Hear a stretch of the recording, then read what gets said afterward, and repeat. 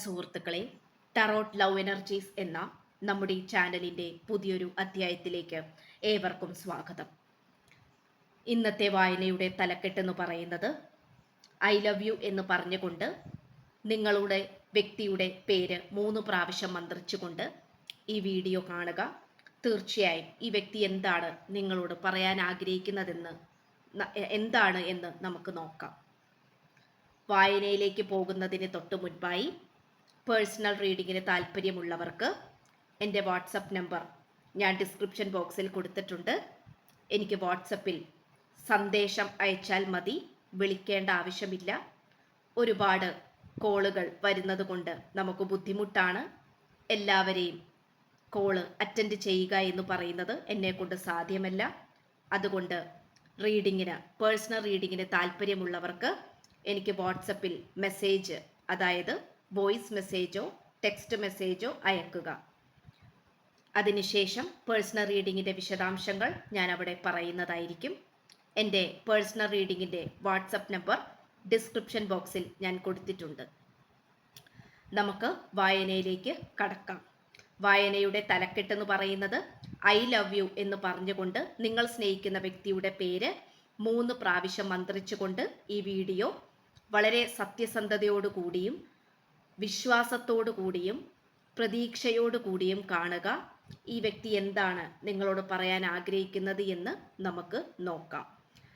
നമുക്കിവിടെ ഒരുപാട് സന്ദേശങ്ങൾ ലഭിച്ചിട്ടുണ്ട്. അതുകൊണ്ട് തന്നെ കുറച്ചധികം സന്ദേശങ്ങളാണ് പ്രേക്ഷകരായ നിങ്ങളെ കാത്തിരിക്കുന്നത്.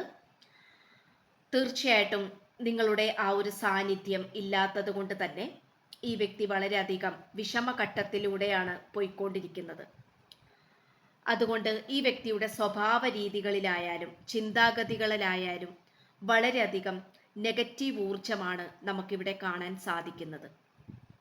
അതായത് ഈ വ്യക്തിയുടെ വർത്തമാനത്തിലായിക്കോട്ടെ, ചിന്താഗതികളിലായിക്കോട്ടെ, പ്രവൃത്തികളിലായിക്കോട്ടെ ഈ വ്യക്തി അമിതമായി അസ്വസ്ഥനാവുകയോ ദേഷ്യപ്പെടുകയോ ചെയ്യുന്ന ഒരു സാഹചര്യമായിരുന്നു നമുക്കിവിടെ കാണാൻ സാധിച്ചത്.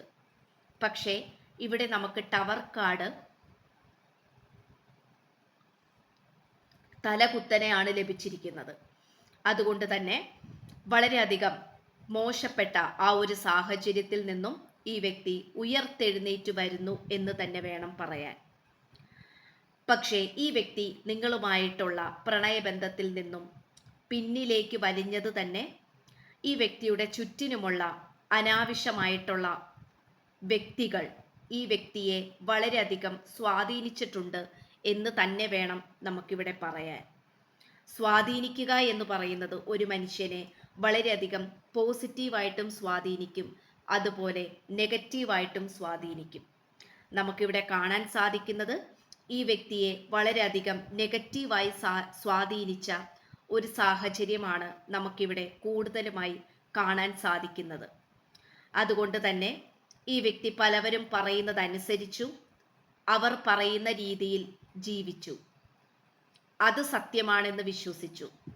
പക്ഷേ ഈ വ്യക്തി മനസ്സിലാക്കിയിരുന്നില്ല നിങ്ങളാണ്, അല്ലെങ്കിൽ നിങ്ങളുടെ സ്നേഹമാണ് സത്യം എന്നുള്ള ആ ഒരു പ്രപഞ്ച സത്യമായിട്ടുള്ള കാര്യം ഈ വ്യക്തി മനസ്സിലാക്കാൻ തയ്യാറായിരുന്നില്ല. അതുകൊണ്ട് പലതരത്തിലുള്ള നെഗറ്റീവായിട്ടുള്ള വ്യക്തികളെ അകത്ത് നിർത്തേണ്ടതിന് പകരം ഈ വ്യക്തി ചെയ്തത് നിങ്ങളെ അകറ്റി നിർത്തുകയാണ് ചെയ്തത്. അതായത് സത്യസന്ധരായ നിങ്ങളെ ഈ വ്യക്തിയുടെ അടുത്തേക്ക് ചേർത്ത് പിടിച്ച് മോശപ്പെട്ട വ്യക്തികളെ പുറത്താക്കേണ്ടതിന് പകരം ഈ വ്യക്തി നേരെ എതിരായിട്ടാണ് പ്രവർത്തിച്ചത്. അതുകൊണ്ട് തന്നെ ഈ വ്യക്തി ആ ഒരു സമയത്തുണ്ടായിരുന്ന സന്തോഷത്തിലും സുഖലോലുപങ്ങളിലും മയങ്ങിപ്പോയി. തേർഡ് പാർട്ടി ആണെങ്കിൽ പോലും നിങ്ങളെ അകറ്റി നിർത്തുന്ന രീതിയിലാണ് ഈ വ്യക്തിയുമായുള്ള ഇടപാടുകൾ ഉണ്ടായിരുന്നത്.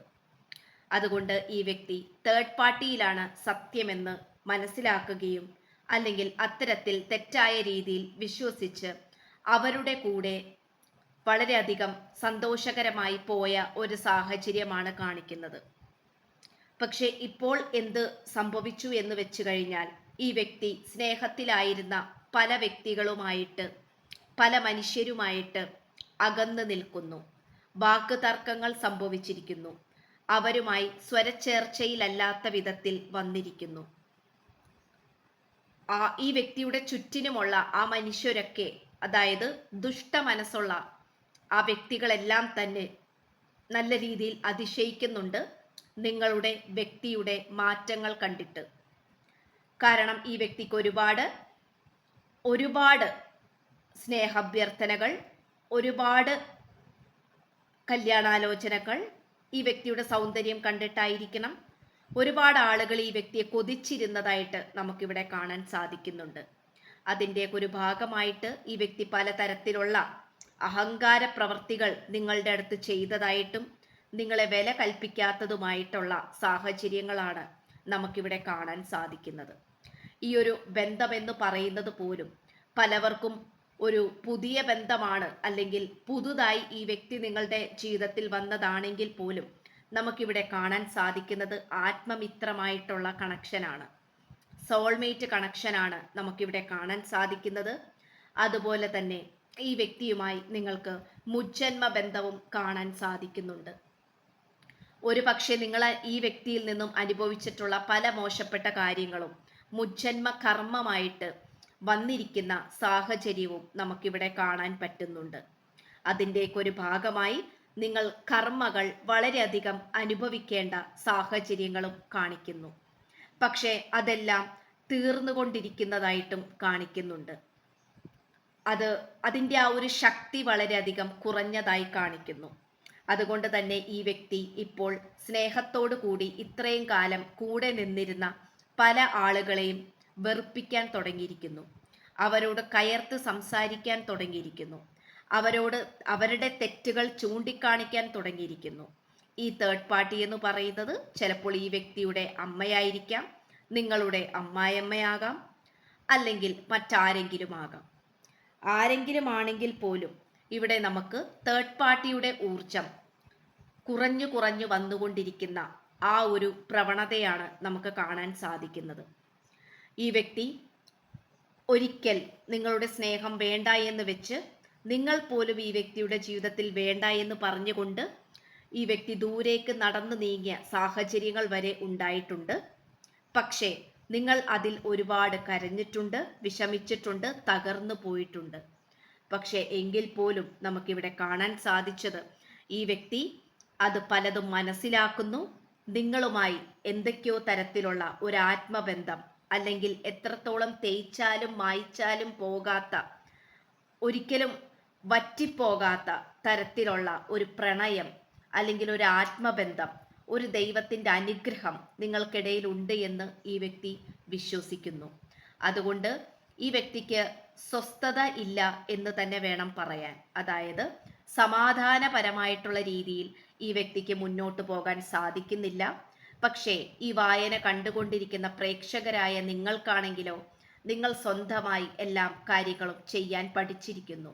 സ്വന്തമായി സന്തോഷമായി വേറെ ആരുമില്ലെങ്കിലും ഞാൻ സന്തോഷത്തോടെ ജീവിക്കും എന്നുള്ള മനസ്സോടുകൂടി നിങ്ങൾ മുന്നോട്ട് പോകാൻ പഠിച്ചിരിക്കുന്നു. അല്ലെങ്കിൽ ഈ പ്രണയബന്ധം നിങ്ങളെ പഠിപ്പിച്ചിരിക്കുന്നു.